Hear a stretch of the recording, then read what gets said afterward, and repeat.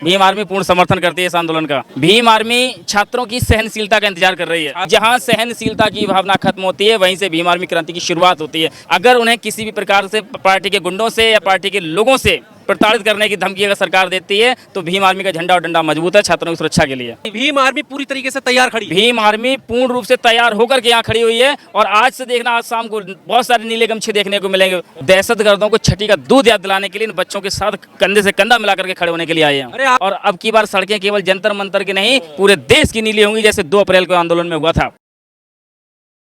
दोस्तों, जंतर मंतर पर अभी हम मौजूद हैं। लगातार विरोध प्रदर्शन जारी है स्टूडेंट्स का और धीरे धीरे समर्थन भी भारी मात्रा में मिल रहा है। किसानों का समर्थन, सेना के पूर्व जवान भी यहाँ पर आए और अब भीम आर्मी से हमारे साथ लोग मौजूद हैं और इनका क्या उद्देश्य है, क्यों इनको यहाँ पर आज आना पड़ा है। हालांकि सवाल तो ये भी उठ रहे थे कि इतनी भारी तादाद में लोग क्यों नहीं जुड़ रहे हैं जितनी भारी तादाद में इसको दिखाया जाता था। आप देख रहे हैं कि पीछे प्रोटेस्ट चल रहा है, आज यहाँ पर आप आए हैं। क्या इस रूपरेखा क्या लग रही है इस प्रोटेस्ट की, कहाँ तक जाने वाला है ये प्रोटेस्ट?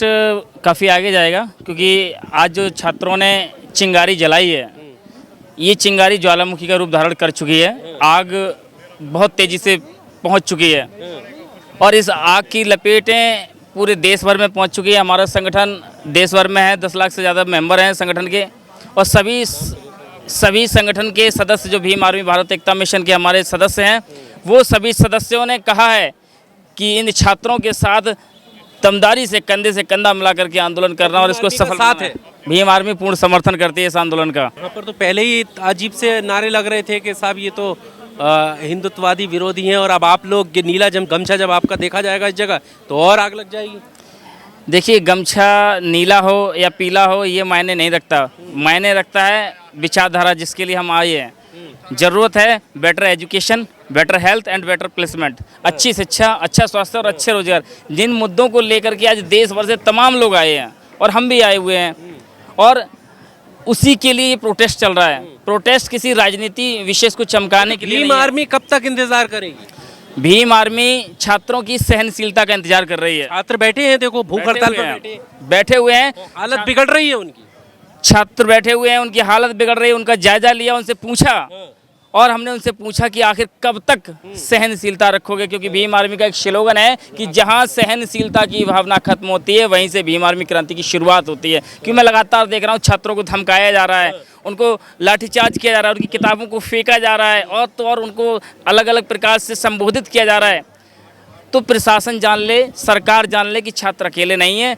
अगर उन्हें किसी भी प्रकार से पार्टी के गुंडों से या पार्टी के लोगों से प्रताड़ित करने की धमकी अगर सरकार देती है तो भीम आर्मी का झंडा और डंडा मजबूत है छात्रों की सुरक्षा के लिए। आप तैयार हैं? मैं तैयार हूँ। मतलब तुरंत आप यहाँ आ जाएंगे? तत्काल मैं यहीं रहूँगा। अब ये खुला ऐलान है। अब मैं कहीं जाने वाला नहीं हूँ। आज से मैं इसी भीम आर्मी पूरी तरीके से तैयार खड़ी है। भीम आर्मी पूर्ण रूप से तैयार होकर के यहाँ खड़ी हुई है और आज से देखना, आज शाम को बहुत सारे नीले गमछे देखने को मिलेंगे।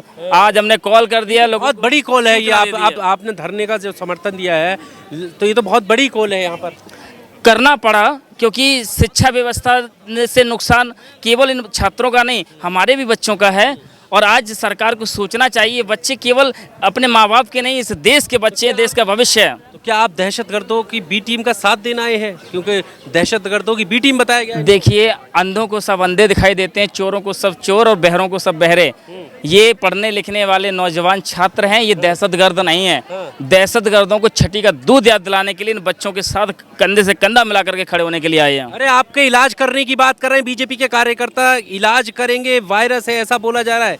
अब बीजेपी के अध्यक्ष, देखिए मैं आपको बता दूं, इस सरकार ने गंदगी बहुत ज़्यादा फैला दी है और गंदगी में कमल खिला और कमल खिलने के बाद अब कॉकरोच पनप रहे हैं और कॉकरोच ही वो ताकत है जो इस गंदगी को खा के खत्म करेंगे। अच्छा, गंदगी को साफ करेंगे? साफ करेंगे, बिल्कुल। कॉकरोच इस देश से इस गंदगी को खा के खत्म करेंगे। बीजेपी पतन की ओर जा रही है, उसका खत्म होना। वायरस बताया है आपको कि ये टुकड़े करना चाहते हैं, ये वायरस जो फैला हुआ है। देखिए, हमने अभी थोड़ी देर पहले ही बताया था कि वायरस को सब वायरस दिखाई देते हैं। हम वायरस नहीं, हम एंटीवायरस हैं। हम वो एंटीवायरस हैं जो वायरसों को खा जाते हैं। पर आजाद साहब, ऐसे कैसे काम चलेगा? आप देखो, इसको तो सीरियस ही नहीं लिया जा रहा है सरकार की तरफ से। दरअसल में हम नहीं चाह रहे थे कि इस आंदोलन को किसी भी प्रकार से भीम आर्मी का नाम दिया जाए, इसलिए हम लोग शांत रह करके पीछे से इनके साथ खड़े थे और अभी भी हम इंतजार कर रहे हैं 2-3 दिन। अगर सरकार 2-3 दिन में होश में नहीं आती है तो मजबूरन में एक खुले मंच से ऐलान करना होगा, और अब की बार सड़कें केवल जंतर मंतर की नहीं पूरे देश की नीली होंगी, जैसे 2 अप्रैल को आंदोलन में हुआ था। बहुत बड़ी बात आप कह रहे हैं, 2 अप्रैल के आंदोलन से आप इसको जोड़ रहे हैं, एक दिन में तख्ता पलट दिया था। तो तख्ता ही पलटा जाएगा, क्योंकि यहाँ उद्देश्य पार्टी परिवर्तन की नहीं है। यहाँ अगर जो लड़ाई है वो व्यवस्था परिवर्तन की, और व्यवस्था परिवर्तन की लड़ाई को इंडिया के लोग भी लड़ेंगे, जैसे नेपाल के लोगों ने लड़ा और वहाँ पर परिवर्तन लाए। लड़ाई करने के लिए तैयार हैं? हम तैयार हैं। और ये जो शांतिपूर्ण धरना चल रहा है, ये कह रहे हैं हम गांधीवादी सोच की तरह, अंबेडकरवादी सोच की तरह हम बैठकर यहाँ शांतिपूर्ण तरीके से भूख हड़ताल करेंगे, हम अपनी लड़ाई ऐसे लड़ेंगे। हम 3 स्ट्रेटजी पर वर्क करते हैं। हाँ। पहला, बुद्ध की नीति। हम लगातार हाथ जोड़ करके अपनी शालीनता से बात रख रहे हैं। दूसरा है बाबा साहब की नीति। संवैधानिक तरीके से हम यहाँ शांतिपूर्ण धरना कर रहे हैं। जब इनको बुद्ध और बाबा साहब की नीतियाँ समझ में नहीं आएंगी तो शहीद उधम सिंह की नीति है टिट फॉर टैट।